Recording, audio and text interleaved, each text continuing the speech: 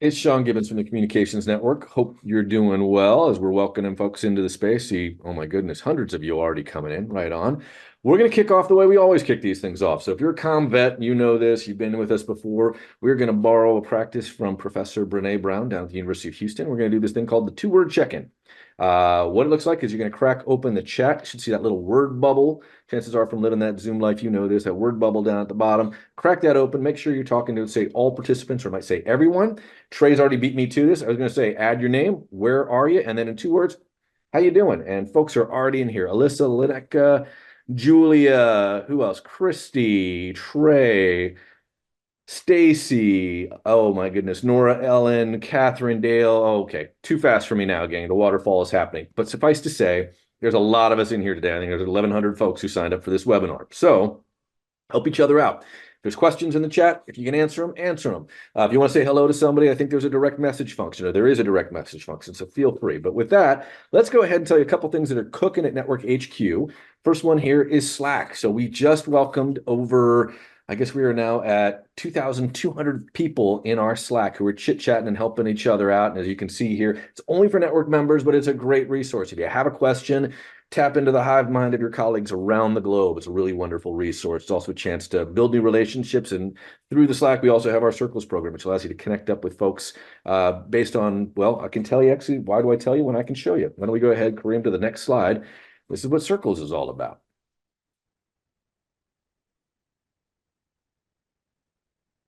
And while we're doing this, Wendy, you're asking, is this going to be recorded? Of course. If you are new to the network, we record all of our webinars. We make them available to everyone for free online at YouTube. And so we will toss something into the chat in a quick minute for folks who might have need. Maybe you can't stick with us for the full hour.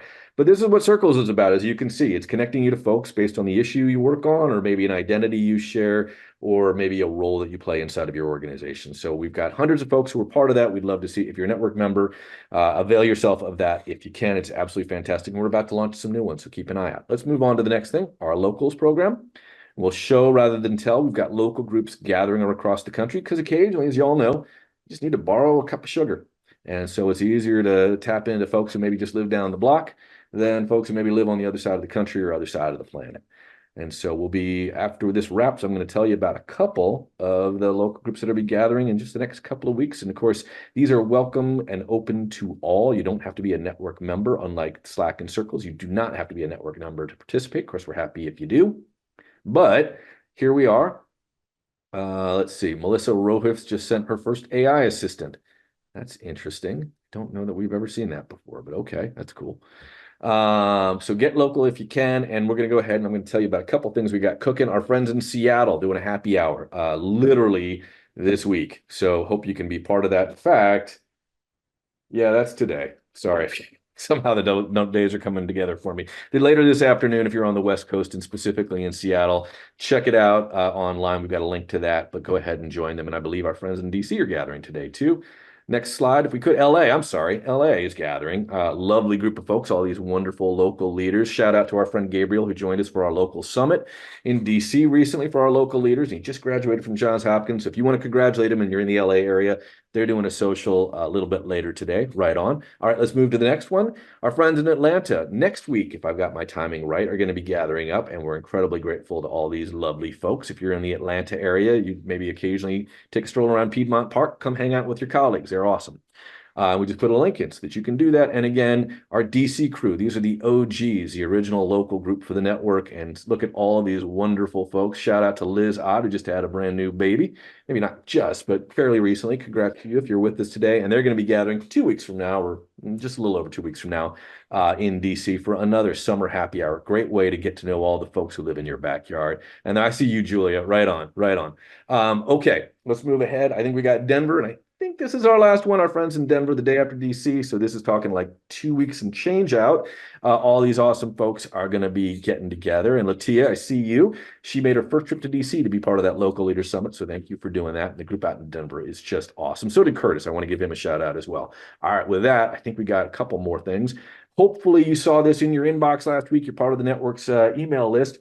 We started to announce some of the stuff we've got cooking for Kansas City, and we just put a link in here so you can, I won't yak at you too much, but suffice to say, there's a bunch of really wonderful stuff we have planned. I should also tell you, we're just shy of the 50% sellout mark, which is crazy. We literally have almost 500 people signed up for the conference now, which just blows my mind because we aren't even into June. But it does seem like we're on track for a sellout. So if you're aiming to be with us, I would encourage you gently, but fervently, please get signed up because we are going to sell out. It sure looks that way. All right, let's move along. I think I got one more. And we put this slide up for a particular reason, which is hopefully you've seen we've started doing some research. And we'll have a link in here so you can see all we found. We asked folks about what they think about the upcoming elections. We asked them a little bit about some of the social channels they use. We talked about mis and disinformation, tried to discover where folks were at on some of those challenges.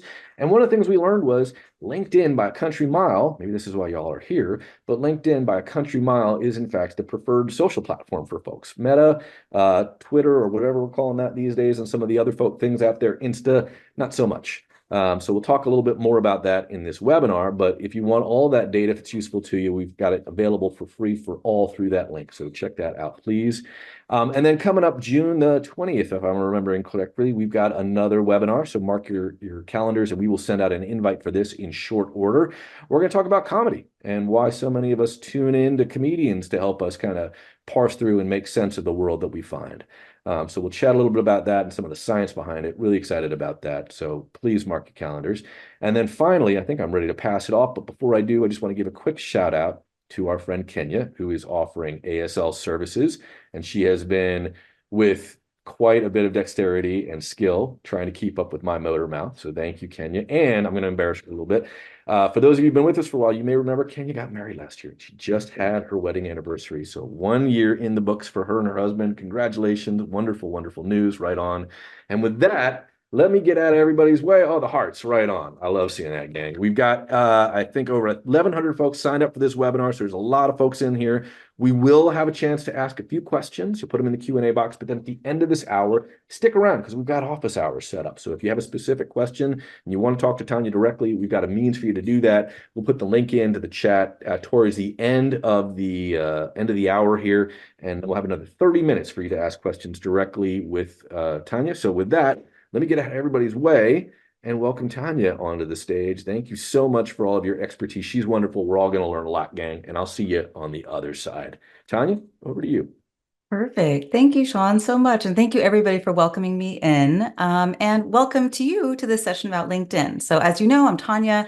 I work with people who are in the business of serving others, right, of making a ripple effect. And I work with them to share their perspectives and stories on LinkedIn to build a trusted brand and deeper influence in the sector. And before I did all that, I was a nonprofit ED myself of a women's addiction treatment program here in Orange County, California. And I used LinkedIn heavily to build a strong and loud voice as a relatively smaller shop compared to other programs throughout the nation. So I'm just really personally passionate about encouraging as many change makers as possible to hop on the platform because I've seen personally how powerful of a tool it can be. So let's get into it. You all saw, Sean just mentioned the Communications Network does research. And so the timing of this is pretty perfect. We see 74% of organizations are investing time in LinkedIn. And if you compare that to Instagram at 43%, Facebook at 25%, it's just, by a wide margin, it's the preferred platform. And so we know this to be true. We see it in the research, we see it in the data. But I am curious to know if this is true for you personally. And so we want to kick things off with a little temperature check, and we're going to go ahead and put a little poll up. And we just want to know, how many of you have taken a moment recently to really sit down and reflect on an issue, a trend, something happening in your organization, something going on in your world, professionally, personally, shared those thoughts on LinkedIn, right? Never, over 3 months ago, in the last quarter, maybe you do it often. No right or wrong answer, no shame or blame either way. Just wanting to know. So go ahead and cast your vote and we will see where we stand.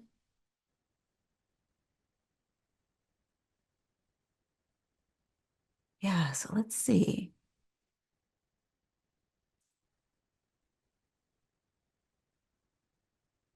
I'm really curious. I have a hunch of what's going to show up here, but let's give it just a few more seconds. And Kareem, you want to share what the results are? Okay, all right. So kind of all across the board, so some that I've never posted, which is actually very common. We've got a lot of people on LinkedIn who are active users but don't necessarily share on the platform sometime in the last quarter. Okay, so we're kind of all across the board. So that is really helpful to know. All right, so now that we've got a sense of where we all kind of are, I want to go ahead and set the table for what we're going to talk about today. So first, what is the strategic value of LinkedIn? Why should we invest our time there as social impact communicators? We're going to tackle a couple of misconceptions and truths. We're going to talk about some strategic ways, 10 strategic ways that you can actually use it, along with some real examples from the field of how others have. We're going to talk about using your team, your board, your staff as ambassadors, because they really are the most powerful tool you have in your toolkit to build your influence on LinkedIn. We're going to talk about some different ways to think about success because it's, getting likes feels good. It's that dopamine release, but what really matters in terms of building trust? What are some non-vanity metrics that we can track? Finally, we're going to close out with some suggestions that you can take away like immediately to begin leveraging the platform, including prompts and how to update your profile. And then we will have 30 minutes afterwards for office hours, as Sean mentioned. So let's go ahead and dive in because we've got a lot that we want to get into. All right. So we know LinkedIn is important, but as when you decide to spend time and energy on something, it means you're maybe choosing not to do something else. And so we can't do it all, nor should we try to or want to.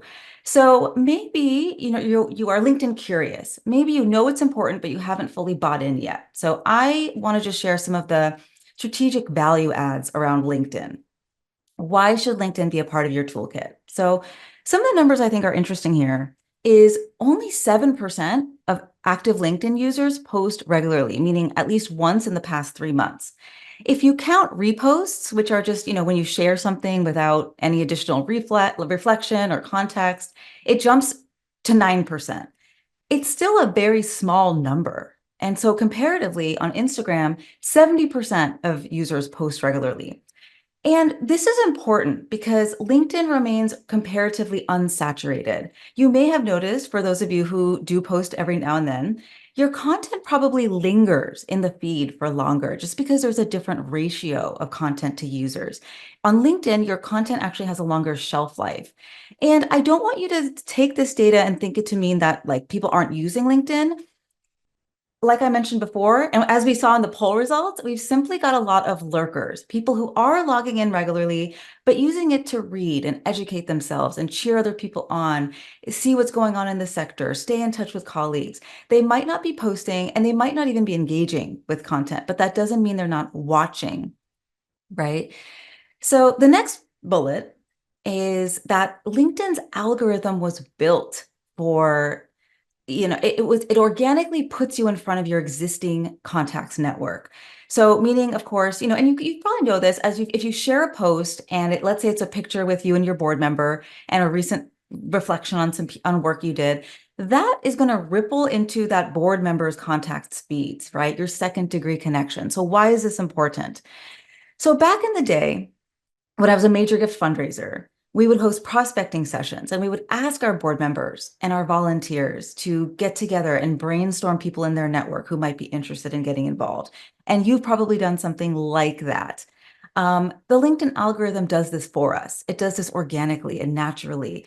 And, as your second degree connections begin to see your name, your work, your organization, they are going to build trust in it over time. You're going to build name recognition over time. And it gets you in front of people like your existing audience, who is an audience you want to get to know more of. Next, LinkedIn members are 56% more likely than the average internet user to donate to nonprofits. This is straight from LinkedIn for nonprofits. It's obvious why this is important, so I'm not going to belabor the point, but pretty much people with affinity for philanthropy and the ability to support your mission tend to be on the platform. Next, LinkedIn is the most trusted social media site. And I think this might get to your question, Lewis, I see in the chat.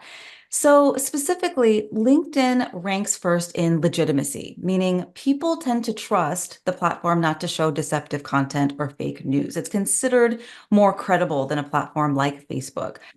So in that same research that we pointed to earlier, that was put out by the Communications Network, that data went on to share that disinformation is a really pervasive issue right now. And social media tends to be a place where false information proliferates. So LinkedIn is not immune to this, right? I would just want to be very clear about this. It's not immune to this. But there's some natural safeguards in place around the most egregious versions of sharing false information simply because your profile is attached to your professional business identity, right? It's attached to your workplace. It's attached to your livelihood. You're not anonymous. There's just a different tenor there on LinkedIn versus, say, Instagram. And this is according to Business Insider. So this is according to Business Insider. And then finally, your profile shows up when people Google you. LinkedIn is a highly trusted site in the eyes of Google. And so it is indexed by Google. In fact, I tested this with our friends, Sean and Kareem as well, the good folks that I worked with behind the scenes at the network to put this on. And when I Googled their names, their LinkedIn profiles were the first thing to come up. And so why is this important? So even if you choose not to get active on LinkedIn or share posts on LinkedIn, you are likely engaged in your professional community.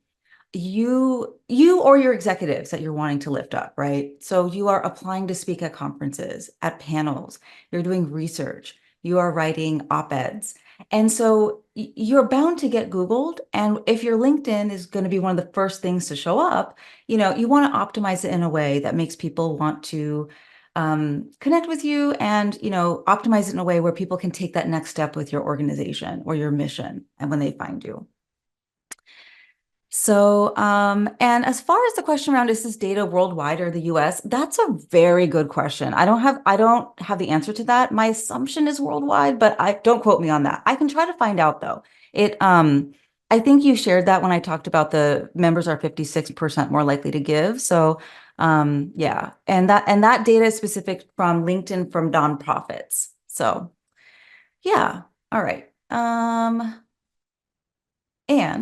and it hasn't always been this way. So if we take a very quick trip down memory lane to the early 2000s, LinkedIn was actually founded in 2003, which actually makes it older than MySpace and not too much more young versus AOL or America Online. Yeah, and we're talking about individual profiles, Bob. And so many of us were around at this time. Some of us might even remember, this might feel familiar to you. And so you can see from the screenshot that back in its infancy, it was kind of like a digital Rolex. I love that. I love that. You got on LinkedIn in 2003. So you're an old timer. That's good. Back then it was kind of a place to try and land your next gig, right? Or search for people, search for jobs, find services. Wasn't exactly thrilling, right? But it got the job done for what we needed it to do. But it has evolved since then. And what I've noticed is a lot of people sometimes still think of it in terms of how it used to be. We have a picture in our mind of what LinkedIn was, and it kind of got stuck. And so last year, or like about 6 months ago, I was speaking at a conference for social impact professionals, and I had the opportunity to ask 150 like nonprofit and social impact marketers this question. When you think of LinkedIn today, what one word comes to mind, right? And again, no right or wrong answer. But some of the biggest words on this word cloud make sense, right? Networking, community, connection. And as a deeply introverted person, I did find a lot of value in using LinkedIn as almost an asynchronous networking space that I could pop into and connect with the people who could move our mission forward. And there's also some smaller words here that I really want to touch upon briefly, because some of these perceptions can, yeah, the Uggs are funny. Some of these perceptions can stop us from maximizing the platform, right? And so I just want to, I can't help but touch upon these just a little bit. So intimidating, right? Overwhelming, complicated. For me, this brings up that misconception or that concept that maybe you're not enough of an expert to post on LinkedIn, that you need more degrees, you need more years of experience, you need more something. And I say this even in this room because just about everybody that I've worked with, from the first-time intern or fellow to the long-term beloved, nationally respected leader of a large, well-endowed organization, they have some flavor of this begin to come up as we begin to work together. And without getting overly woo-woo here, this is that inner chaperone that we have that's trying to protect us and keep us comfortable. And I think what we need to do, if this is ever coming up for us as we begin to share something on LinkedIn, remember that societal change requires us to get uncomfortable. And so if you have lived experience in the work your organization does, if you're in the trenches living your mission, it doesn't really matter if you have a whole bunch of letters next to your name, right? Regardless, you are 100% qualified to share your reflections, right? Which will help you connect with someone who needs to hear them. Some related words: ego, self-promotion, humble brag, grandstanding, um, this brings up the myth that sharing on LinkedIn is self-serving. It is boastful. And LinkedIn contains multitudes, right? I'm not going to pretend that these people aren't on there. We've seen them, right? We've seen them. And as professional comms folks, you know that your work, as amazing as it is, does not speak up for itself. And it's a disservice to the work if you're not showing up on a platform where, 75% of our industry, or 74%, is active, right? It knows that they need to be on there. And so it just helps us be a bridge for the people that we need to get involved with. The next sort of batch is job hunting, job search. This is that myth that LinkedIn is only used to find a job. A lot of people do use it to find a job. However, that's not all it's for anymore. It has evolved. It's not just a place where resumes go to kind of die, or where you copy and paste your boring bio. Instead of showing up as a resume, you can show up as a resource on there. And then some of my favorite, stuffy, ick, ugh, blah, TikTok's corporate grandpa. And the truth is, much like the actual corporate world, much like the actual business world, there has been much more of a humanization of LinkedIn. It really has become a place for people to connect on a human to human level. And so let's get into some specific ways we can use LinkedIn today in 2014, right, as social impact communicators. And, you know, uh, some of these, come together, but the first piece is really actively finding the right people who can drive our organizations forward: board members, volunteers, partners. LinkedIn has a vast network. It has 1 billion active users, and they are searchable, right? They're searchable. And so you can filter folks down to find people with the specific backgrounds, experience, and values that align with what you're looking for. So to give you a specific example, I mentioned my nonprofit career was spent in the addiction treatment space. And we happened to serve a lot of pilots. And we wanted to connect with influential people in that industry, movers and shakers, who could help us do things like speak at conferences and events for pilots, connect us with case managers, help us get a contract with some of the big airlines to serve their impaired professionals, right? And so we use LinkedIn to find some of those connectors. And so what you would want to do is simply use the search bar on the top and then hit all filters, which I put in that red box there.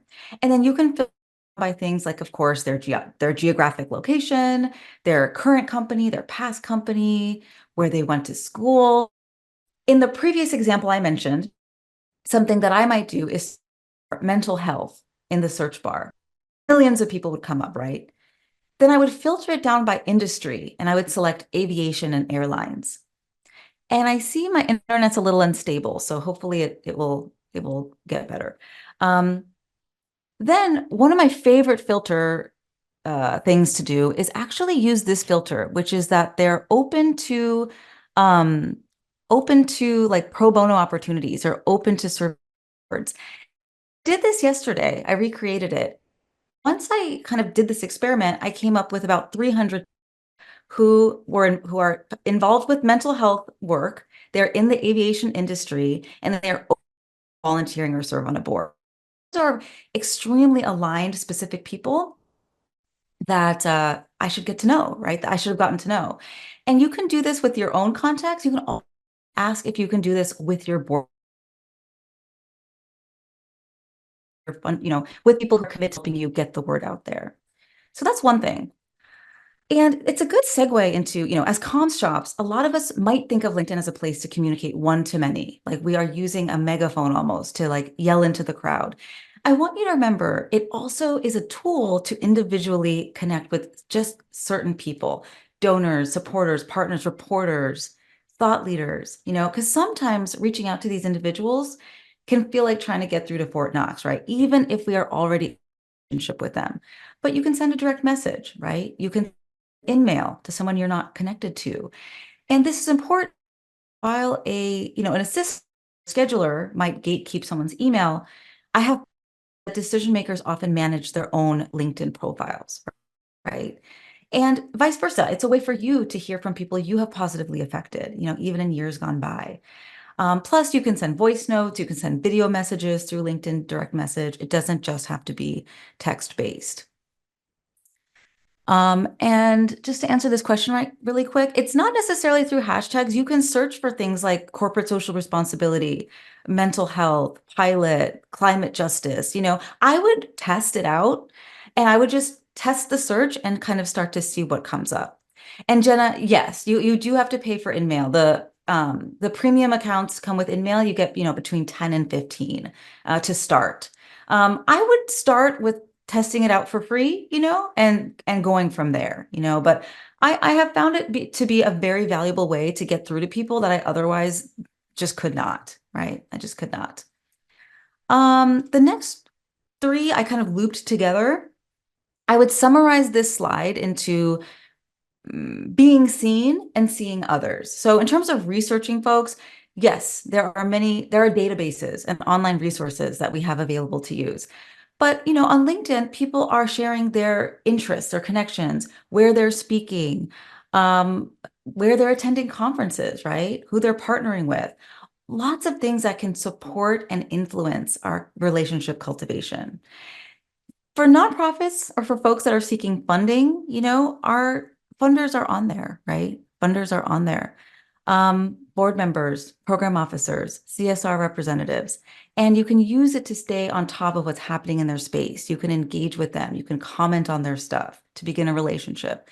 And then, of course, if you are collaborating with like-missioned organizations, which I know you are, I know you are, sharing content and stories about these collaborations and their impact can help get you in front of your colleagues, funding ecosystem as well. And I think that's a good thing for everyone. And for grant makers, it's really just the other side of the same coin. We live in an era where brand identity is important and who you are matters, right? The people who are involved in your mission matters. And so for grant makers and foundations specifically, LinkedIn is just a great way to share content that highlights grantees, introduce grantees to each other by virtue of, sharing stories about what they're doing. Again, it's a place to see others and to be seen. The next piece, because LinkedIn is a top social media platform in our sector, it stands to reason that it is also the platform, probably the best platform, to raise the profile of your people as trusted thought leaders. And I know for some people, though even the term thought leader can feel a little icky or braggadocious, some alternative phrases that I might offer are, go-to voices, practiced guides, key figures, people who are ahead of the curve, who are on top of the trends in your field. And, as Sean mentioned in the beginning, Twitter or X was a very important place to do this. But as we have all seen, that has evolved as Twitter has evolved as well. We all know and we all often say that everyone in your organization is a communicator. And this puts this into practice in a very real way. So yes, this slide does say executives, but this applies to anybody on your team, right? Because your colleagues tell the story of your organization better than your comms shop can, right? Because their voices travel further than your organizational page. So according to LinkedIn for Nonprofits, the average medium-sized nonprofit has roughly 3,000 followers. I don't know what it is for foundations, but let's say the average social impact org has about 3,000 followers. But if you have a team of about 50 people, right? And if you don't, you can include your board in that, you can include your volunteers in that. And they each have 500 followers on their individual profile. That's 25,000 people in that sphere of influence. So even if a handful of your team right, is sharing their perspectives and their stories. You are collectively reaching the same number of people, if not more, but there's just naturally more trust there because it's shared through a personal bond, a human to human relationship. Yeah, it's just far more effective than shouting from the organizational page.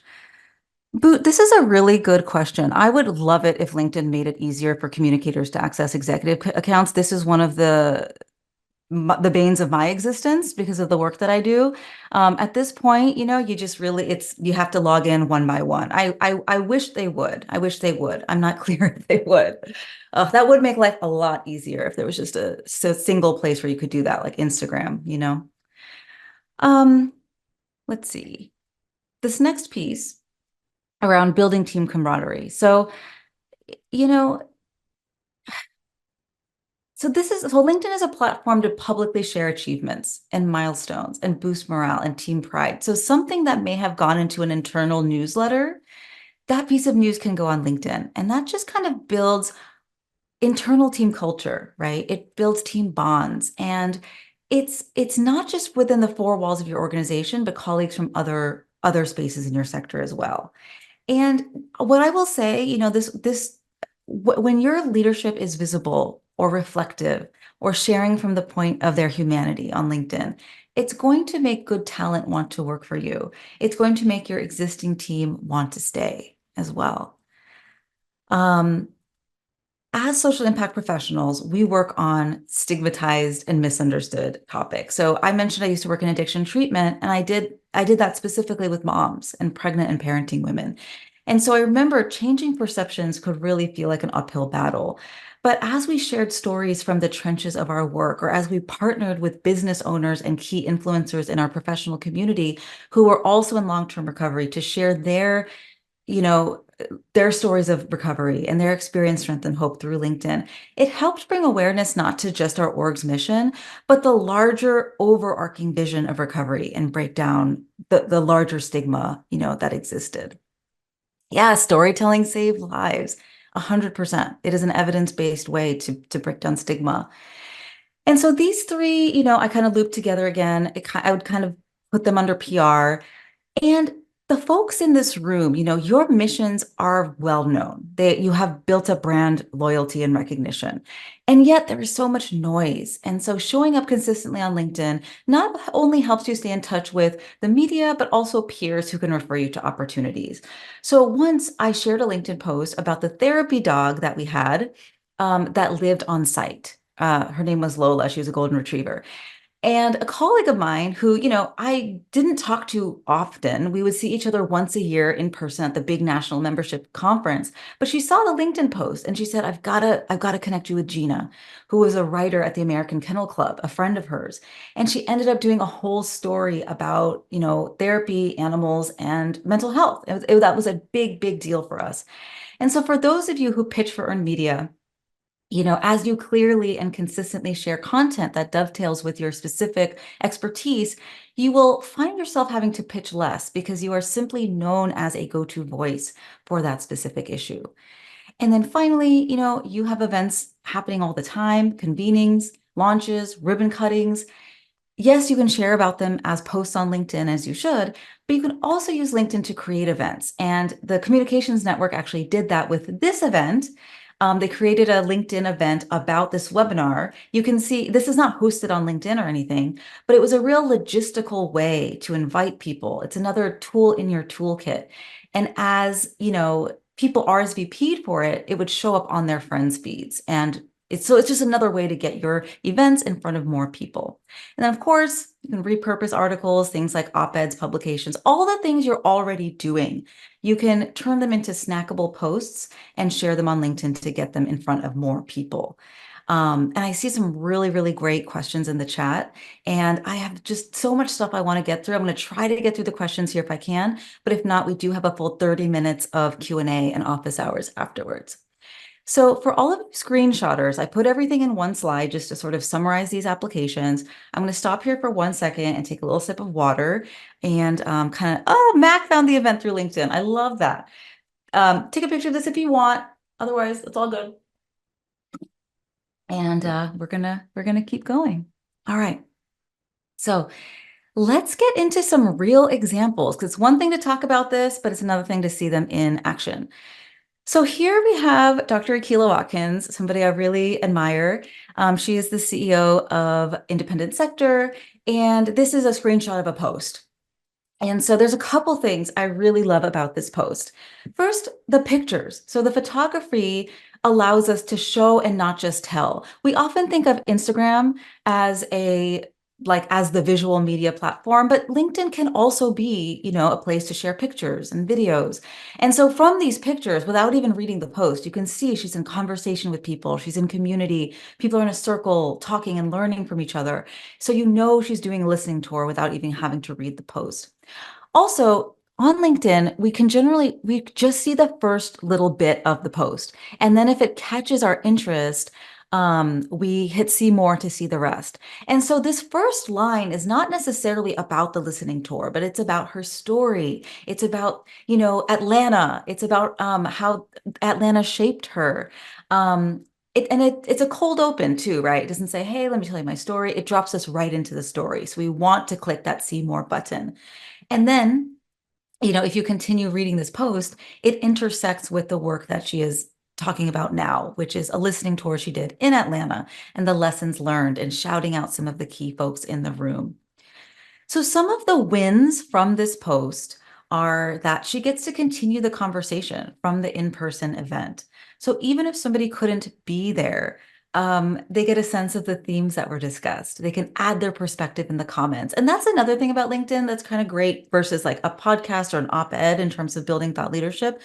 It's a great way to engage with other people in the comments, right? Have relevant conversations. And then finally, I know independent sector's desire with these listening tours was to create a reciprocal feedback loop with the leaders in the field, right? And so this became another way to collect that qualitative data in the comments, like what people were excited about from this event. Another thing that comes to mind is that while Akilah is certainly a beloved, well-known, highly respected, at this time, 9 months ago, she was a relatively newer CEO of this specific organization. And so it just reminds me that thought leadership, or LinkedIn rather, is a great addition to any onboarding strategy to introduce a new team member or an executive. And alternatively, succession planning, if there's going to be a transition, using that to keep people abreast of what's going on from the sector. Next, this is a post from Will Zweigart, the ED of Flatbush Cats. And just to summarize the post, you don't have to necessarily read the whole thing. He is talking about his decision to return a grant to a funder who was inappropriate. And he speaks to the power imbalances inherent in traditional fundraising roles. And so this speaks to his values. This speaks to who he is as a leader. He is not somebody that posts a ton. And so this just demonstrates the reach and the resonance that anybody can have when you speak to something that is important to you, that strikes a chord. Another interesting thing is that this post has 130 comments, and I read through them, and they are overwhelmingly supportive and positive. And you want people to comment on LinkedIn. But if you ask anybody with a YouTube channel or a Twitter, like, do they really want to read through their comments? They probably do not. Yeah, this is a great hook. This is a great hook. That's a great point, Terry. Yeah, on a lot of other platforms, reading the comment section is going to break our brain or break our heart, but on LinkedIn, again, the tenor is different. So I asked Will, what were some of the wins from this post? And he said the biggest win is that his team feels supported. So this goes back to that team culture and that camaraderie. A lot of people reached out with support, and to a smaller degree, he got some donations actually coming in from this post. As he mentions, they're needing to raise the funds to offset this grant give back. Finally, here's two posts from Darren Walker. I'm curious if there's anyone from the Ford Foundation here. I think he does such a good job of building top of mind awareness on LinkedIn. And I picked these two specifically as two that I think are really interesting because, the post on the top is sharing memories from his recent trip to Mexico City. The post on the bottom is from a Broadway show opening night, and it's him with, Michelle Obama and Alicia Keys. And this is, very, very, very cool stuff. But he's not necessarily just sharing the updates from the foundation's work. And so, too, I think there's a lesson to be learned from this, which is I encourage you to show up on LinkedIn, not just as a headshot, not just as a job title, but sharing who you are as a human being. because this makes us feel as though we somewhat know him and we like him and we trust him. And that relationship and that connection is what creates the conditions for trust and an invitation to engage and work together, right? And of course, tagging these individuals like Reuters and Oprah, it creates that ripple effect because LinkedIn is going to show this post to those people's followers, even if they don't currently follow Darren Walker or the Ford Foundation.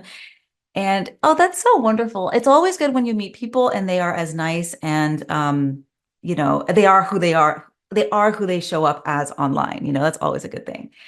So yeah, and just a little point, because some of you might be thinking, I don't know, I'm just guessing. Some of you might be thinking, well, I'm not going to hang out with Alicia Keys and Oprah Winfrey. That doesn't matter, right? That's not required. Whatever you are doing is worth sharing and creates a bridge of connection into your community. Because on LinkedIn, it's not so much about institutions, right? It's not as much, the primacy is not on organizations as much as it is on individuals. We all have our own spheres of influence, and these statistics, per Forbes and LinkedIn, I think are very interesting. Uh, Employee posts outperformed by 561%. Click-through rate is 2 times higher when shared by an employee. And that makes sense, right? We kind of anecdotally know that because as we navigate LinkedIn or anywhere, I would venture to guess we probably are drawn to the information our friends and our colleagues are sharing much more than an organization that we don't know yet. So this is just one place where individual leaders have a huge advantage over organizations because we already have that built up trust, personality, perspective, values, opinions, stories, right? People always trust people over companies. So, how do you take advantage of this and deputize your staff or your board, your people? I'll just say your people into ambassadors for your mission. So, I want to share a few things to keep in mind. And it doesn't have to happen in this order necessarily, but these are a couple things I want you to keep in mind. And one is to create a culture of reflection and sharing at the level of our humanity. Because I would argue, even if this work never goes past this level of simply creating a culture of reflection as a team, you've still really done something. To create the conditions for your team members to share on LinkedIn, I believe you first have to create a culture where that is encouraged. And so maybe before you ever ask somebody to share something on LinkedIn, you begin this work by starting each team meeting with a reflection question or having your team reflect on the upcoming trends in your field or really creating a culture of celebration and celebrating milestones. Because I've found that unless you're doing that internally, it can be difficult to do that externally and publicly. Also, I would encourage you if you're going to engage in like employee ambassador work, I believe that the executive or the board chair, if you're doing this with your board, ideally should be modeling and mentoring this.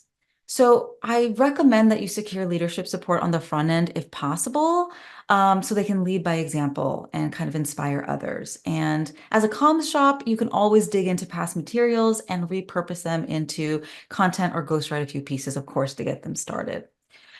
I would think about, the strategy around this. What are the very specific things your nonprofit or foundation wants to position yourselves as go-to voices? Who are your ideal audiences and what do they care about? What are some of the key stories, images, values, feelings you want to convey as a team? What are the calls to actions? What are the specific next steps you want to invite your audience into? And what are your goals, right? I see a great question here around, what are your goals? Is it awareness? Is it click-throughs to your website? What is that? And then providing training to employees. So how do you optimize your LinkedIn profile? What are some sample prompts to start a LinkedIn post and the structure of a post? Can you provide pre-written posts or training on social media copywriting or copy editing support if you have capacity? Not everybody will have the willingness to engage, and that's completely fine. If a small and interested handful of ambassadors emerge who are excited and ready to go, that will have huge dividends. Chandler, that's a great idea. Yeah, that's a great idea because unfortunately we don't have a perfect solution, but I think that's a really great idea. Yeah. And then repost, right? If your employees are sharing, if they are engaging, repost their post, comment, engage with it, celebrate success, celebrate it during town halls, team meetings, supervision meetings. Any advice for getting buy-in from executives? I have a lot to say about this. And sometimes, what I'll also say is sometimes they're just not going to do it. But I have found that sometimes it goes the opposite way. Sometimes your team have to model and mentor what it looks like. And as the executives begin to see what type of engagement and kudos and flowers and juice is coming out of that, the executives can sometimes get on board. Sometimes it goes the opposite way. Yeah. All right. And I want you to, I see we were talking a little bit about, metrics on in the chat. I want you to celebrate all kinds of successes because the thing about trust building is that we can't always see it, or at least it's not always reflected in traditional metrics like impressions and engagements and followers, right? I would encourage you to think about resonance, right? And qualitative metrics. Things like going to a conference and someone coming up to you and mentioning a LinkedIn post that one of your employees shared. Things like good fit funding opportunities and PR opportunities sustainably coming your way. Having to outreach less because we're getting inbound interest. So, we might, yeah, yeah, it might look like showing up to a meeting with a potential funder and they're already all in because they already know, like, and trust you through your LinkedIn content. All right. So, wow, as I see, I have 10 minutes left. So I'm going to go a little bit faster because there's some things I really, really want to show you, which are yeah, there's so much good stuff in the chat. I might have to do a follow-up on these good questions. Okay, so I want to talk about updating your LinkedIn profile if it has been a while since you have dusted this off, because likely LinkedIn has changed and you have changed since then, right? So of course you want a clear, updated headshot. That goes without saying. But also I want you to look at your cover banner. So this is Linda Wilson. She's the executive director of the Fund 2 Foundation, which was started by philanthropist Robert F. Smith. It's a funding organization. And so this cover banner, you want a picture to, yeah, so your spokespeople have branded cover photos. So that's great. This is prime real estate to tell your story. It could be a photo of your team in action. It could be a brand message or tagline. It could be, a group photo with your entire team.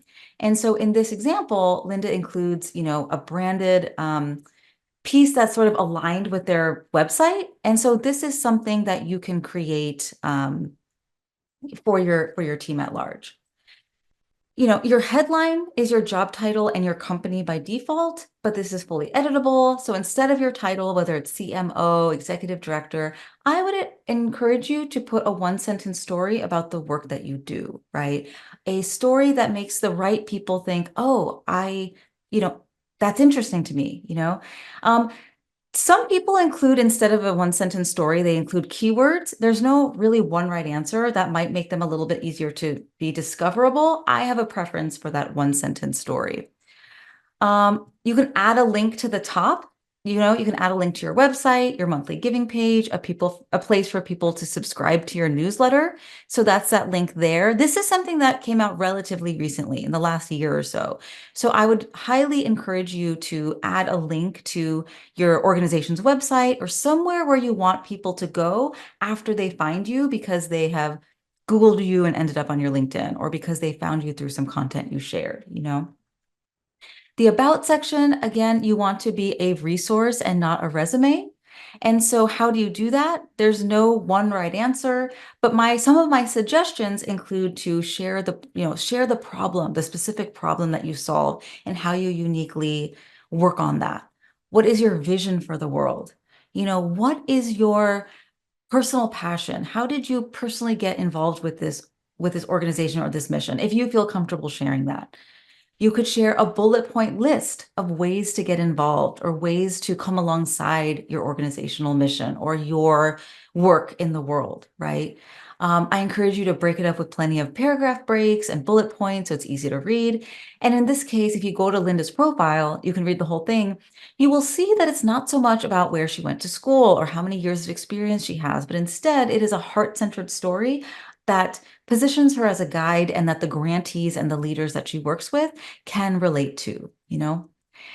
Finally, I would feature your best work. I would put something on the featured section. This is prime real estate where you can showcase content that most effectively demonstrates your thought leadership. And I would think of this as a bulletin board where you can showcase important pieces of media to your mission. And so this includes examples of other spaces that she has spoken, as well as different programs of her foundation. So what about content, right? What about content? So I just wanted to share 12 ideas for prompts to inspire content. A lot of this you will notice like it's not rocket science necessarily. Like these are things we're already doing, we're already thinking about. Any kind of self-reflective team is already having these conversations. And yes, you can select what items to place in the featured section. And in the office hours, I could perhaps do a little demo of how to do that. Um, but as far as content goes, I wanted to share just a few. So first, self-reflection. I know this might feel a little bit navel-gazy, but this ties back to this feeling around like when you step into the limelight a little bit. And thank you for sharing that example, Karen. When you step into the limelight a little bit, it reflects light back onto your mission. You are taking the trust and the reputation and the brand that you personally have built up over time and lending it to your organization. So here's a couple of prompt ideas to consider. You know, so be bold, right? What is an upstream root cause behind the issue you work on? So this post is meant to get people thinking bigger and get into that imaginative space. What's a behind the scenes thing that you are most excited about? And this is important because so often we only share when something is launched, when it's ready for viewing. And so in this screenshot, this was back in the day when Sesame Street and our nonprofit did some work together. They did some work together, and I talked about it before it came out, so that when the actual episode did come out, people were already bought in and excited. And then finally, take opportunities to celebrate milestones, right? Like, what are the 5 biggest things you've learned on your 5-year job anniversary, right? Or whatever the numbers are. We love celebrating others. So, and that's a good lead off into the next piece, which is lifting up others. So this is great from both a personal relationship building practice, but also a LinkedIn algorithm perspective. So who's the first key partner that comes to mind that you really, really value? What is the story of your partnership? And in this screenshot, I talk about one of the founding mothers of the organization I worked for. Share a team ritual. What's unique or what do you appreciate? Like, what is different about your team than maybe other teams you've worked on? What's an aha moment that a mentor or a teacher has taught you, which is now relevant to the ways that you work with people today, Um, yeah. And maybe it's somebody you can tag. Next, opinions and perspective. So, what is a misconception about your field or a particular piece of the work that you do, right? What is a common myth in your field? And what's the actual fact? And then what's a story that backs up that fact, right? So, this is a post that begins to shift hearts and minds. Next, what is a key trend or a shift that you think everyone needs to be aware of? And what's your prediction as a result of that trend? And it doesn't need to come true. You don't get any points if it comes true, right? No one can actually predict the future. We don't have a crystal ball. But putting your best thoughts out there can inspire conversation. It gets people thinking. It positions you as a guide, someone who's in the mix. And then what's a big news story, in your industry right now, and what's your take on it? I'm going to go a little faster and just all I'm going to say about this slide, because this will be in the replay, is repurpose existing assets. A lot of content marketers love to say, create once, share multiple times. Same thing on LinkedIn. You are sitting on a whole library of interesting information and content, which you can repurpose on LinkedIn, in a variety of ways.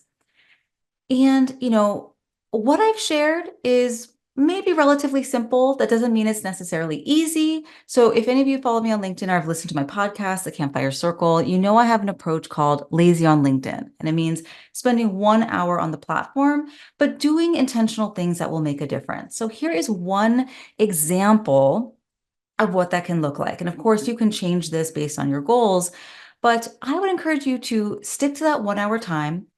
Post one story per week. You don't really have to do more than that, right? Respond to the people who are showing up for you, who are leaving comments, who are sending you messages, who are viewing your profile. Engage with the people who are doing that. Run a search, right? Maybe you're trying to find 3 new people per week using the search bar. Because if you connect with 3 new people every week, that's 150 people in a year. And those small interactions fractal out into big support. And so this is just some suggestions with some building blocks, customize it to your own goals, but I want you to stick to this consistency, even if it feels like nothing is happening, because a lot of this is invisible. You can't see it happening, but it just, it begins to add up. So in summary, before we get into office hours, where I know we're gonna have a lot of really juicy questions, LinkedIn's the top and most trusted social media platform. There's multiple strategic uses. I want you to focus on people over organizations if possible. I want you to think about resonance, not just reach. It's about human to human connection. Try not to show up as a resume, but instead think about how you can be a resource for the people you want to connect with and serve. And it is okay to be lazy on LinkedIn, which is, in air quotes, nobody's actually lazy, little tongue in cheek. You're probably not trying to become a full-time content creator. You're simply trying to put out content that inspires change. Some additional resources. I put out a weekly newsletter for social impact professionals. You can use that QR code to sign up, or I'll drop it in the chat. I have a podcast as well about thought leadership, about LinkedIn, where I go into more detail around this. But then finally, I know we have a lot of questions that we want to get into.